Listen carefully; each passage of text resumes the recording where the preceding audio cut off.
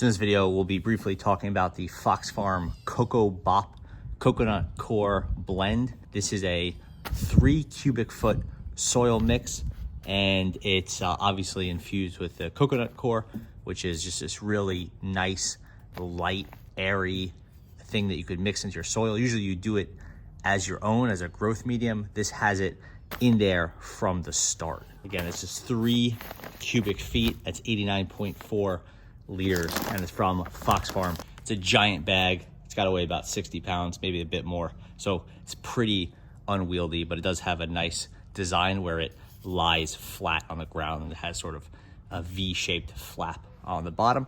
The instructions on this one are pretty light since the front and back have the same graphic on it. Ready for planting. Ingredient says 50% coconut coir. Then you have aged forest products, perlite, and fertilizer. They're derived from is earthworm castings, bat guano, oyster shells, and dolomite lime. That's from the fertilizer part of it. 0.6 nitrogen, and let's cut it open, take a look inside. Okay, there's that soil mix. You can see it's very fine, lots of perlite in there. It's quite light when you're holding it. It is very fine and sandy, meant to have really good drainage with all of that perlite in there. So if you're looking for a really light, loamy type soil with coconut, then this is going to be a good starting point. No mites, no weird smell, not too wet, not too dry. Yeah, good mix there. No big chunks at all. Really, really nice. Obviously missing the organic component to it, which may be important to you, may not, depending on what you're growing. Okay, so there's that soil in this tiny little grow bag. This is like, I don't know, maybe a 2-gallon or 3-gallon size.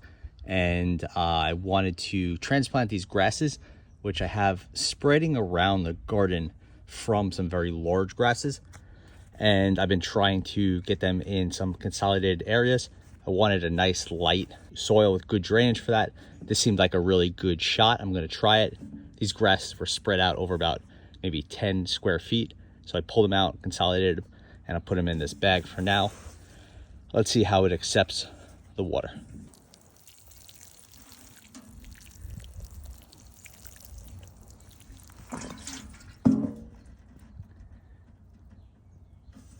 Nice fast drainage there. Obviously the perlite sort of rises to the top and sort of starts to pool and all. That just kind of goes to the territory. I had no problem getting the grass in here.